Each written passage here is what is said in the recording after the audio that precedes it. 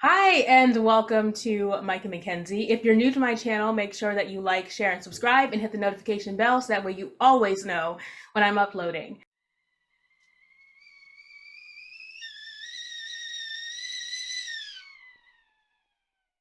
Welcome to another episode of TNT. If you're watching here on YouTube, make sure that you like, share, and subscribe. And if you're listening to us on Spotify, make sure you follow me at Mike and Mackenzie so that way you always know when I post a new episode. So, for today's episode of TNT, many of you, I'm sure, are aware that July is Disability Awareness Month. And so, to close out this month, I wanted to bring on some special guests to discuss with me what it's like to live with a disability or how they move about the world or how they view the world and get their perspective. And so, today, I am bringing on special guest and my good friend, Johnny Travers. So, Johnny, welcome to the podcast. Welcome to Hi, TNT. very excited to be here. Yeah, and so we're just going to go ahead, jump in, and talk a little bit about your background. So, I guess, how would you describe yourself? How do you identify yourself? Or tell us a Uh, little bit about yourself. sure. Yeah. I would you talk? Do you want me to talk about like how I define myself on like in terms of my disability, or just like who I am as a person? Because you know that pretty well. Yeah, I mean, we can start with you as a person, and then maybe do you want to go into like your diagnosis and like how you sort of found out that or what your diagnosis was like? Sure. Yeah. Absolutely. Well, to quote my mother, who unfortunately couldn't be here today, I am a goofy ball of nervous energy. So I am very much it I feel like it takes a lot to contain my sort of energy. I don't know. I'm also very loud. I guess a better word for that is boisterous But though. it's loud in a good way. You're not loud in an obnoxious way. Thank you. I try not to be. I try not to mansplain to people. So No, you never mansplain. thank At you. least in my experience with you. I've never felt like you've ever mansplained to me. Thank you. Slap me if I do. But to tie it back to the conversation that we're having, uh, I am a person on the spectrum. I That's how I define myself. I have autism spectrum disorder, which is previously known as Asperger's syndrome. But yeah, that's how I would describe myself. Okay, that's interesting. I learned something new. I had no idea that they were no longer calling it Asperger's syndrome anymore. I mean, you still technically. So here's the thing: you still technically can refer to people who were initially diagnosed as Asperger's as Asperger's syndrome, but the definitive term by doctors and research practitioners across the board, I'm pretty sure is now autism spectrum. So, and also, I personally kind of appreciate that a little bit more because to Asperger's by definition is in itself autism.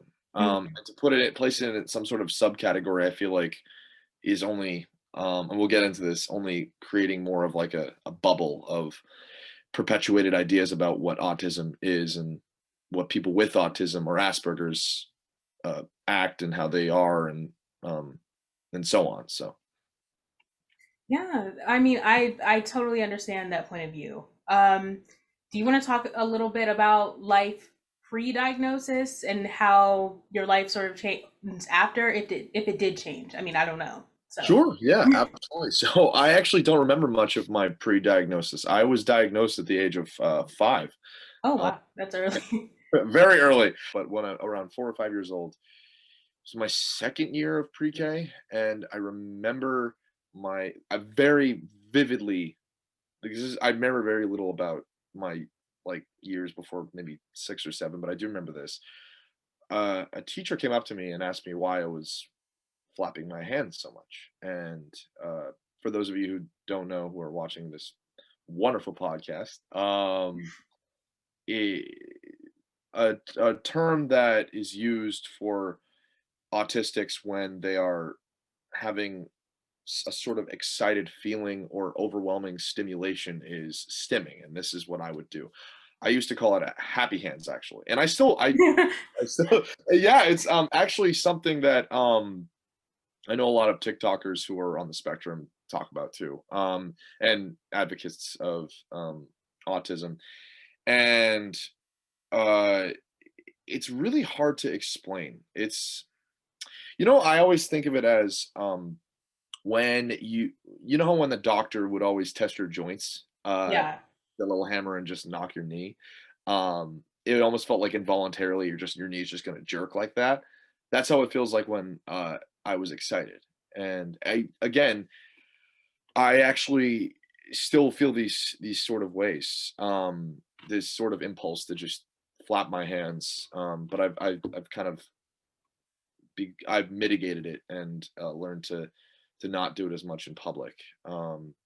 When I get excited and such or overstimulated. But yeah, that's this teacher noticed that specific part of me and brought it up to my parents, and they brought it up to my pediatrician, who then I think it was a lot of referraling lines. But the bottom line of it was at the end of it, the doctors diagnosed me as somebody on the spectrum. So for my parents, that was a because at the time, I mean, I was it was like what 2003, 4, which wasn't that long ago when I say it out loud, but still pretty decent times passed and more research has come up. But there, it had much more of a negative stigma to it, Yeah.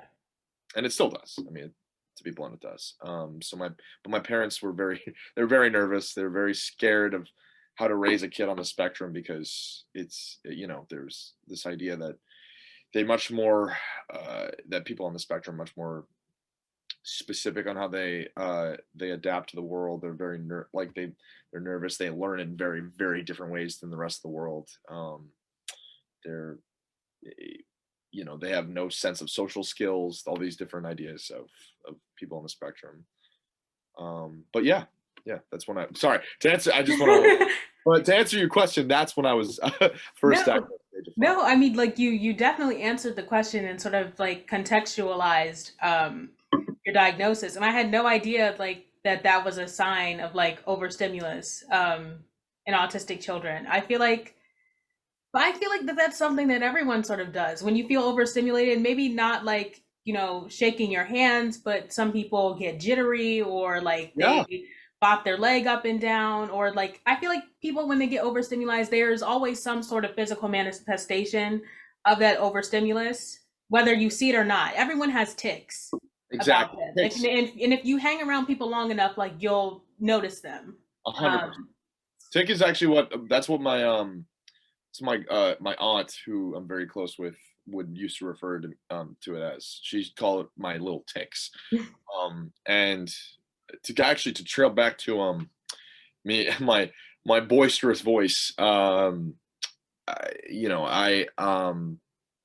have a lot of I guess struggles with volume control. And it was way worse when I was a kid. When I would get excited, I would scream and I would. I mean that again. Even when that's I what say kids this, do. yeah, Like that's exactly. not. Even as I say this, what kid doesn't do that? Like, Yeah. exactly.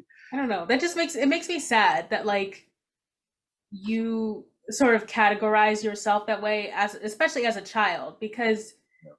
in my view, like were you maybe a little bit louder than other children, that's a possibility. But like all children are loud. All Yeah. children yell, they scream, they get excited, they knock over stuff, they're constantly running around. Like it's to me the way that you describe yourself, you're no different from any other kid. That, and I, I really enjoyed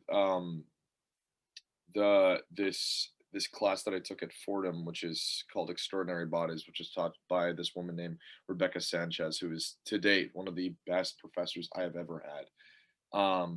She's a deaf Latina woman who is just like her experience as a deaf woman. She makes. I actually told her. She asks. She sends out a questionnaire like, "Why are you interested in this class?" She genuinely is curious, and I wrote back to her. I said uh, I, I'm I'm somebody on the spectrum, and I'm looking to satisfy this this requirement. But mainly, this is a class that's actually intriguing to me. She wrote back and she said she wanted to discuss with me over Zoom about what it's like to be on the spectrum. And we talked, and it took a little while because her translator actually we had to schedule around her translator, so it's Yeah. but when we discussed it over Zoom, um, she talks about how people on the spectrum, while their impairments aren't necessarily physical, they the way that the world works and the way that the world is designed, it impairs the mind. It's not like the autistic mind is impaired. It's just the world around it is not functioning at the same sort of capacity that somebody on the spectrum's mind is.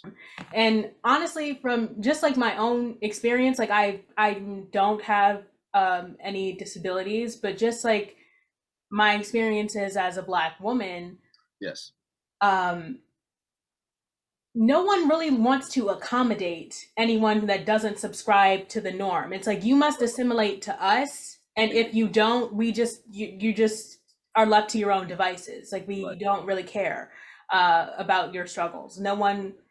It's like you have to conform to us, and good luck trying to find somebody who can adjust to you, exactly. which I think is definitely something that needs to change, and people need to actually sit and reevaluate and think, why am I okay with the world being this way? uh, Right. Why do we settle? Like this is this is where I get a bit controversial and how I feel view the word disability. I view the word disability as a social concept, essentially. I don't think that that's controversial at all. Thank you, thank you, I think most people would agree with you, thank you. um, because this whole idea of like being able-bodied or being normal, Yeah, um, I think it's highly constructed, and it doesn't really allow for other walks of life. Even if you had, let's say you had a physical disability, that doesn't mean that you can't live life to the fullest. It just means that your life is going to look different versus someone who isn't in a wheelchair or doesn't have that physical disability. But you can still do all of the things that any other person can do in life. exactly, And I feel like people should stop viewing being diagnosed with a disability, whether it be mental, physical, or emotional, as a death sentence, because it's really not. it's not. It's just the accountability and the lack of thereof, and the effort, the lack of effort that's actually put into supporting people with disabilities. I mean, uh to be honest, I read somewhere that well, during this class, I remember I read this article that was really interesting about how certain tablets that people who are mute, or maybe not necessarily even mute, but persons who have very severe verbal communication difficulty in this world, the tablets that these companies design for these people takes less effort and less technological uh, accountability than that of an iPad, yet they're charged and upscaled at 3 times the amount. So it's, not only are we being lazy about how we treat people with disabilities, but by not giving them this, it's not even, it's not It's really even just it's like a punishment in a way. It's like, how exactly, dare you not be normal? And exactly, because you're not normal, we're going to make it extremely like expensive and difficult for you to exist, because like, exactly, how dare you exist outside this set of norms? exactly, a Uh, hundred percent, 100. It's terrible. I mean, and something. It One thing that is, I think, really important to note about not just I'm gonna stop saying honestly disability in just regards to physical or neurological impairments. I prefer the term impairment, to be honest. okay. Uh that's not, no, I'm not saying like that's not like No, no, no, no, you're no. farther. I think that that's important. That's important to know, Yes. because as we'll talk a little bit earlier, like the language discussion surrounding disabilities or impairments is becoming a very like hot topic issue. So I think it's glad that you're on the record to say that this is what I prefer. Right, exactly, and then here's the thing too is also, I think that disability, if we're gonna refer to, disability as a concept that is a social impairment, then I think that we need that the term disability either needs to be opened up or it needs to be eradicated. I mean, I'm a fan of the latter, but it doesn't happen in this lifetime. But I, as in opened up to not just physical or neurological impairments, but also should again include people of a different race than just the white token that we've seen for years and years and years. Sexuality, gender, these are impairments. I mean, and the thing is, especially with what I personally love about, I mean, I love what awareness is coming out of a tragic thing that happened in last year with Mr. Floyd and Miss Taylor is that we're becoming more aware of how to not necessarily and this is a big problem I think that a lot of people who don't share the view that you and I say have about racial justice, disability justice, LGBT awareness and justice, and everything is that when people demand justice or just demand to be aware of these issues, it's not to put them on a pedestal, it's to make the quality of life equal to that of a white dominant America or world.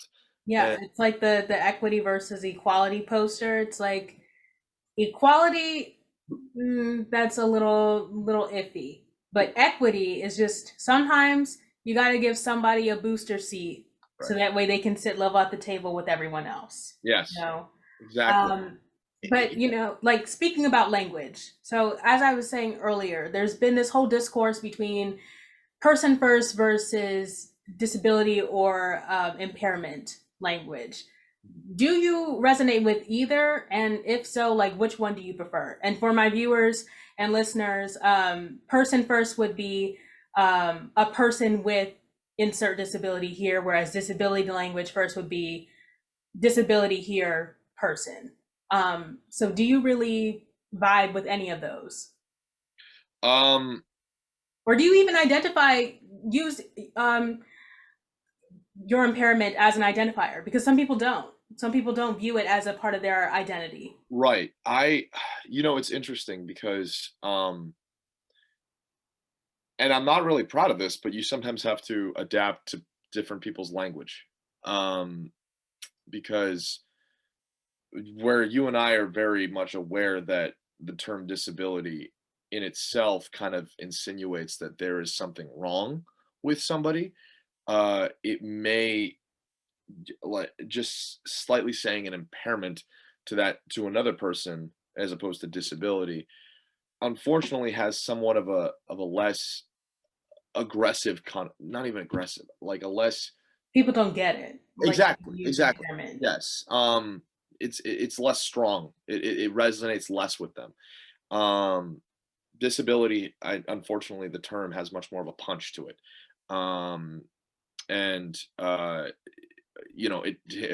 to be blunt, the term at this point in time in history, it gains much more like attraction in terms of empathy and from people who were neurodivergent or other allies of different groups and such. But I personally I identify socially. Um, I'd say as even though I identify as an impaired individual up front, socially I do feel at this point in time in history that I am disabled. To be honest. Um, So you would call yourself a disabled person versus a person with a disability? yes. Okay. 100%. Mhm. Okay. That's interesting. Well, because and here's the thing is with a neurological neurological impairment, and this isn't to categorize it against people who suffer from, not even suffer, I shouldn't say, who are who have visual or auditorial or audio impairments. But neurologically, I feel that because autism is not necessarily a physical, it's not a visual uh disability, like you can't physically see it off of somebody, Yeah. that it's important to categorize the disabled aspect of it first because um otherwise, I hate to be blunt, but like otherwise people won't know. And Yeah, no, that makes total sense. mhm. That It's makes a small sense. thing, but I think it's, yeah. Um Um, but I mean, I know personally, like in my discussions with other people, people tend to use Asperger's or autism interchangeably. And we just know that autism in general, like regardless of where you fall on the spectrum, is often misrepresented in the media. Or I also have noticed that um, there typically only tends to be one type of representation with people with autism, and that's people who like are known as what I like to call like incredible thinkers. So like shows like The Doctor, where the yeah, doctor has autism, and yes. I'm literally blanking on this woman's name, but it was a Temple biopic of her life.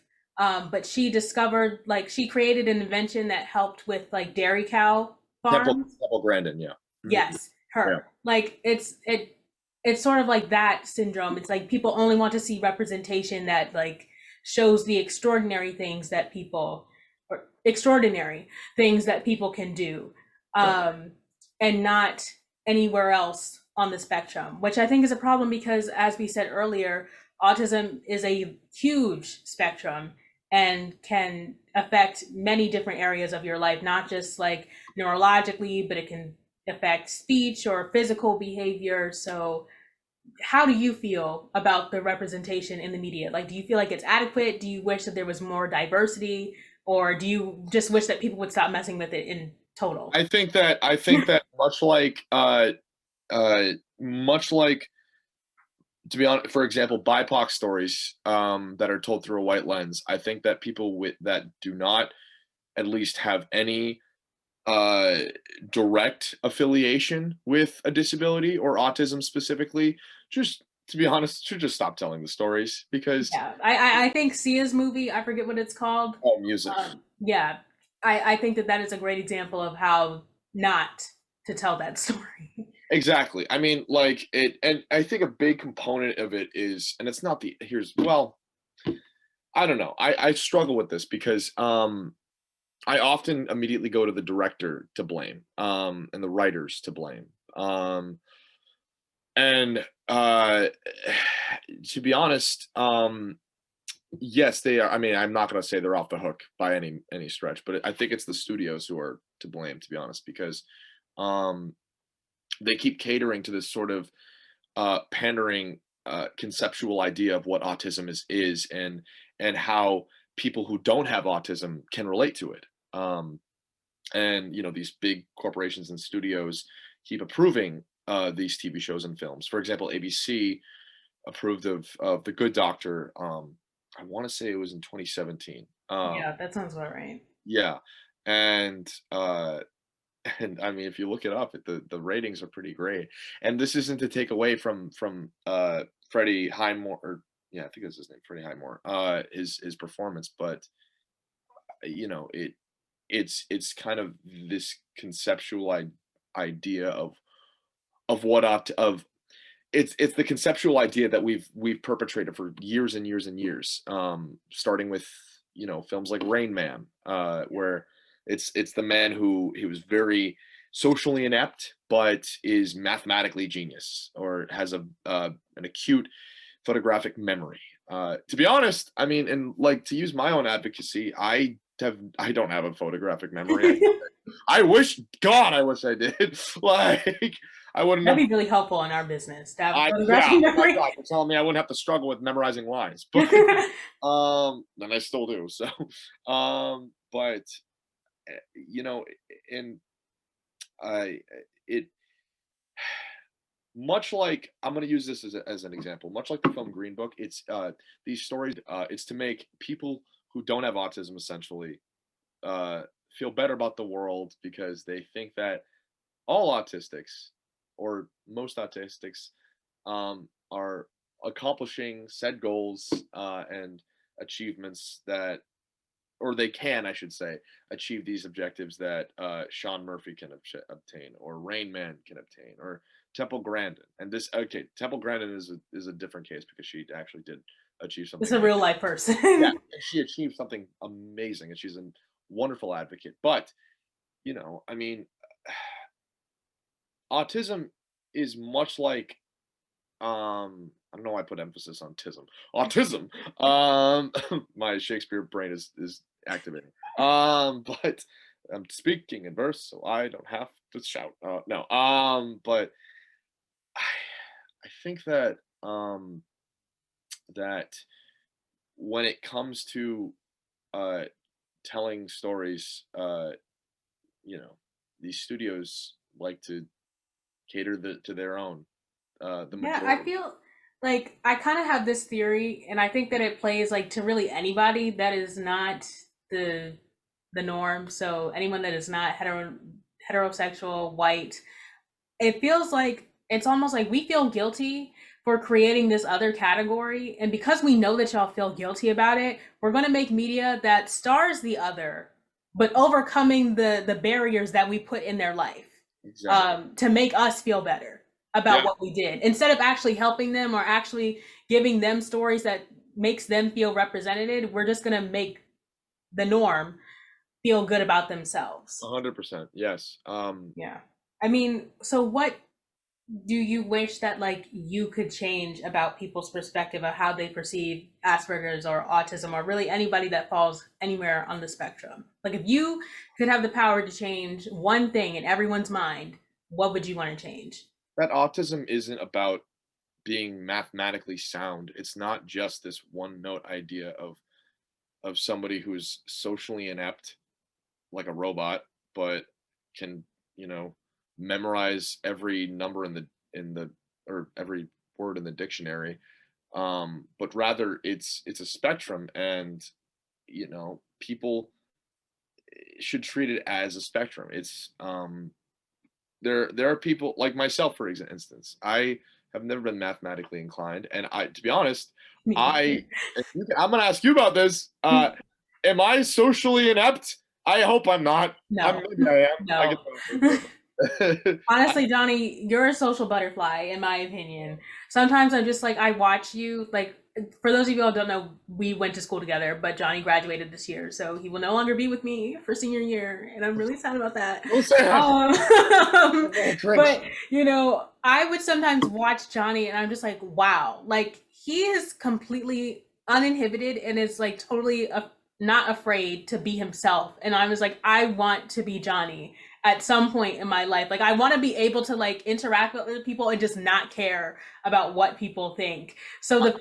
and I know that you probably it feels different in your head. Like I'm sure that you're thinking about your every move in your head, but from the outside, you look like a free human being, a free spirited human being. And first of all, I gotta say that like it goes two ways, my dear, because I wish I had the backbone and badassery that you do. Oh my god, and the talent! This woman is so talented. In case you guys don't know, but you guys probably do. I mean, if you follow her, of course you do. thank you. And he's very talented too. Please sign him. Please book him. Put him in something. You will. If you do, I do. So no, if I do, you do. I'm bringing you with me. But and that's the thing is, I just want there to be less of a stigma that autism is going to be this concrete negative energy in people's lives. I mean, the amount of Reddit stories that I've not even Reddit, but well, just not just Reddit, but like the amount of blogs I've read about like mothers who struggle. I mean, God bless them. God bless every mother who has an autistic child because that is not an easy job to do. Mother and like parents for that matter. It is not an easy job, and you guys tenfold are heroes in my mind. But um at the same time, I think that there needs to be less of a stigma around, you know, as soon as you get the diagnosis, a bit of your heart drops.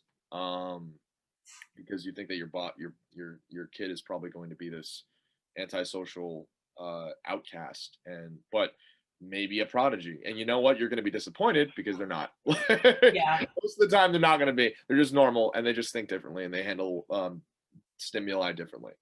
Um, and I'd say that's what I would change. That's the most passionate thing I'd say I am about my diagnoses. Yeah. Um, So we've sort of talked about the deconstruction of the norm and how othering is something that happens across the board, whether it has to do with ability, impairments, race, gender, sexuality, whatever. I just want to read to you the dictionary definition of neurodivergent and neurotypical. So, neurodivergent is an adjective meaning differing in mental or neurological function from what is considered the typical or norm, frequently used with reference to autistic spectrum disorders, not neurotypical. And the following neurotypical is defined as not displaying or characterized by autistic or other neurologically atypical patterns of thought or behavior.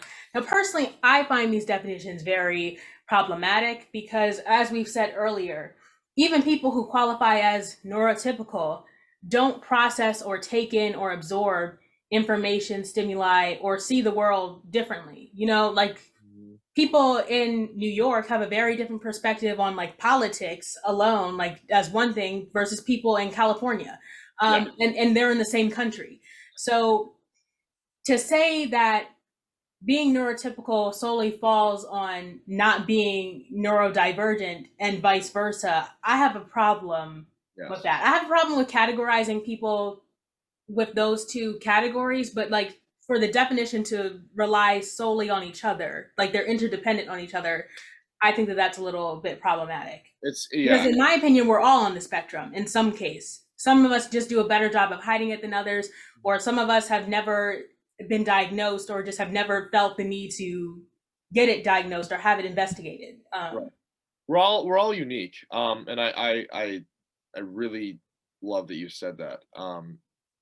I because um neuro this idea of neuro divergent versus neurotypical minds and how they function, I think is really grounded on how personally, and I might be wrong about this is just my opinion, but I think it's grounded within how people physically handle those thoughts and those like how the processes. Sometimes it feels physically too much for me when something's really on my mind, and I can't figure it out. Um and sometimes I either need to take a walk. One of my accommodations when I was at Fordham, and I hope it's going to be the same case when I go to London, is allowed frequent bathroom breaks. And this isn't people maybe like rolling their eyes, be like, dude, like how do we know you're not looking up the answers on the test? And I've been like, I mean, like I could be, but actually, no, they take our phones, so I'm not doing that. Know that. But they, but it's just because sometimes reading information, um, sometimes like for example, me, I can't just read something. I need visual cues. I need audio assistance. You know, I, I personally, um, it drive like tests and studying for tests drive me insane.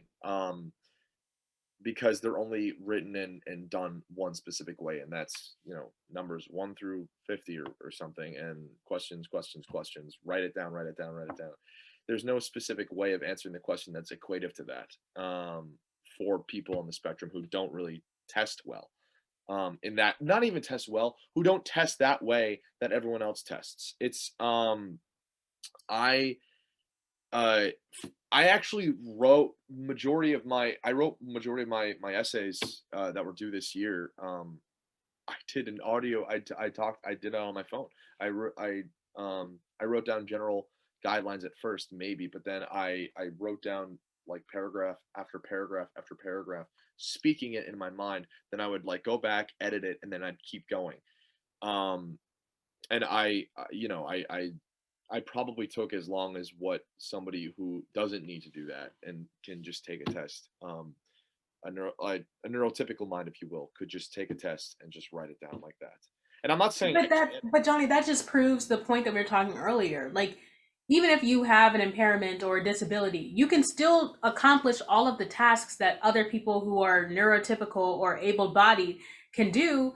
Your tactics are just going to be different, and your Exactly. obstacles may be a little bit different. Exactly. And I think that like you really just proved that with your example of how you write essays and how you take tests. I mean, I I don't really know what else we can really do except other than, bring awareness to the issues, allow for people, create spaces for people with these disabilities or impairments to share their experience, to, sort of set the record straight. But I also think that it needs to be on the norm, however you identify within that norm, to realize and check yourself that like maybe what I thought isn't 100% accurate, and Yes. that maybe there are other ways of living, and maybe those other ways of living are just as valid, if not more, than how I live my life. Right. um but that's really what I think that me and you, and I'm sure other people in the world would wish others would do, because I feel not that it's like the right thing to do, but I feel like it's the thing that makes sense. Right. We created this list of qualities of norms, that we say this is what makes a normal person. But in doing that, we've sort of like denied the existence of everything else. And just by like, you, me, we're all proof that you can live your life to the fullest outside of the norm. Whatever you qualities you miss, you can still live a fulfilling life. And I think that people need to realize that. Yes. 100%. I mean, I think that um that embracing who you are, and those aspects that are uniquely you are beautiful, rather than this than differential aspects that separate you from the herd, um which is a great thing. You should never be part of the herd. I think normal is the dumbest word that's ever been existed. But I think that being like raising awareness, reading more, and just I mean, especially this year with all the screaming that's going on in the world, you know, not a lot of people are able to listen to what is being said and what is being asked of us as a country, as a world, and how we can accommodate everyone to be to just live in happy equative life to those who are, you know, already living one, or more privileged one, I should say. Yeah, So, I agree with everything that you've said. So, Johnny, thank you so much for joining me for this episode. It was thank great you. having you. If you would like to plug your social media, now would be the time to do that. At Johnny Travs one. Oh, there's my Insta and my Snapchat, and then I my Yeah. Facebook is just Johnny Travers. So I'm not very creative. Yeah. The I main highly recommend following him. He has great energy. He is an absolute lovable person to be around, very talented individual. Despite what he says, he is very creative. So don't do that to yourself. But thank you so much for coming. Thank you for joining me and sharing your experience. And I hope that we can do this again sometime soon. I would love to. Let me know. This has been a wonderful conversation, and you are the best. So I'm lucky to be here, just to be honest. So thank You're too kind. you. All Love right. it. And for those listening at home, please be sure to like, share, subscribe, and follow us on Spotify and my Instagram as well at Micah Hinton. And thank you so much for watching.